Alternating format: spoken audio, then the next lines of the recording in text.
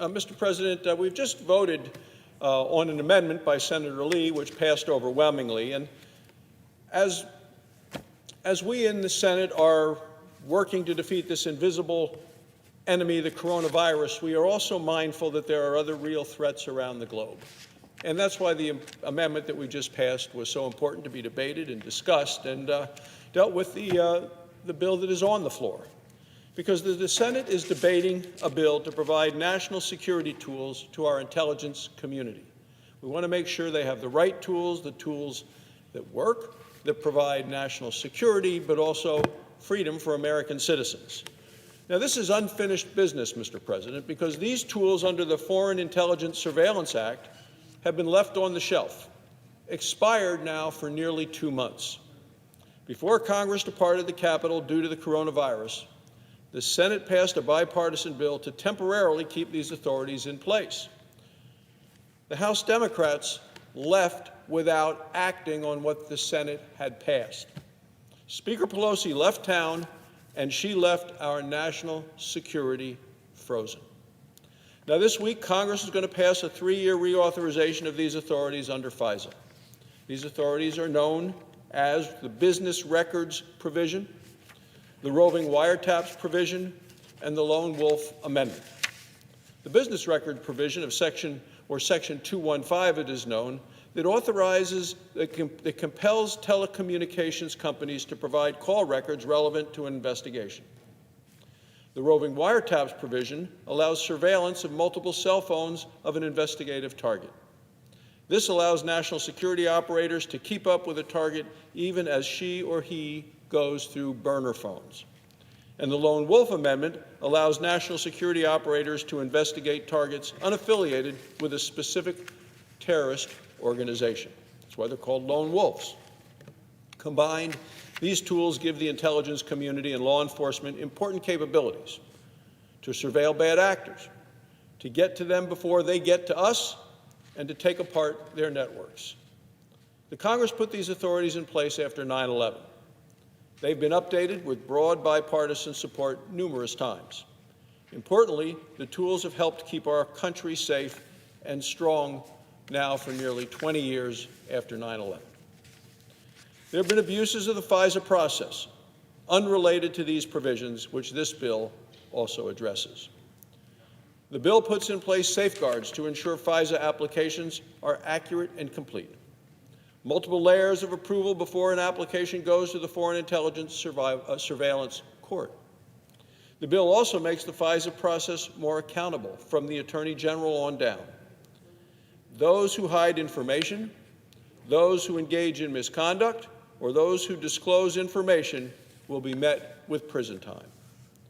And the bill provides a greater role for Congress to make sure there are another set of eyes on FISA applications. Altogether, these are significant reforms that the Attorney General has said will protect against abuse and misuse in the future. He went on to say the bill deserves broad, bipartisan support, and I agree. Mr. President, I also come to the floor today to discuss America's relationship with China. The coronavirus has made clear that our current relationship with China is built on a house of cards. It's simply too risky. We have to learn the lessons from this global pandemic. The outbreak has taught us that time has come to break away from dangerous aspects of the relationship. By mishandling and manipulating the crisis, China has revealed itself to be not worthy of our trust. Let me be clear. The Chinese people are not to blame for any of this. The people of China have also suffered tremendously. It is the Chinese Communist Party that is at fault. The virus could have been contained had it not been for the Chinese government's unscrupulous cover-up. China knew the risk months before the rest of the world, yet Chinese communist leaders destroyed key evidence. They underreported the number of coronavirus cases, and they misled the world about its deadly, rapid spread. In fact, Chinese leaders silenced the heroic Chinese doctor, Dr. Li, who tried to sound the alarm and who later died from the virus. And China's deceit doesn't stop there. China has repeatedly denied U.S. officials access to the country to uncover the truth about the deadly disease. Meanwhile, the Chinese government continues to engage in a disinformation campaign to try to avoid blame. With this track record, China cannot continue to control international groups like the World Health Organization. The United States is the World Health Organization's single largest financial supporter. Yet from the start, the World Health Organization blindly accepted Chinese leaders' false reporting, and they understated the threat. Today, America knows how dangerous it is to depend on China, not just for information, but also for essential equipment, for products, for materials, minerals, and certainly for medicine. China didn't warn the world when the outbreak began. Instead, China secretly hoarded masks and protective gear.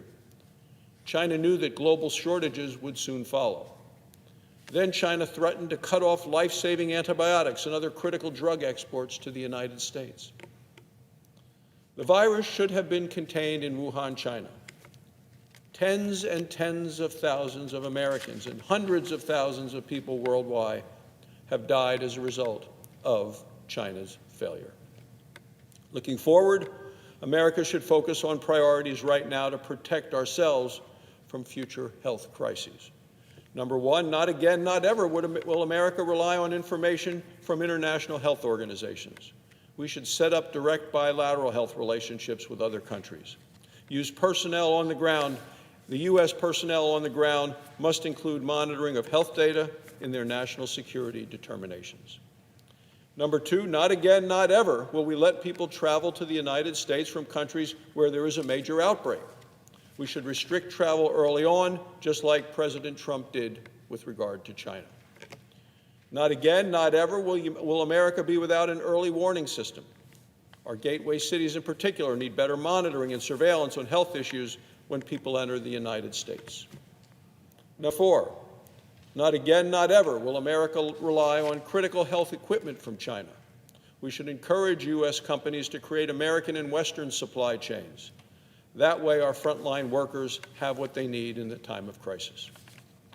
Number five, not again, not ever will we be exclusively sourced for critical drugs from China. We should diversify supply and bring home as much of our supply chain as possible. Number six, not again, not ever will our hospitals be taken for granted. They should be classified as critical infrastructure, and our healthcare workers, our nurses, our lab technicians, our first responders, our doctors, critical infrastructure and frontline workers should be properly resourced around our nation.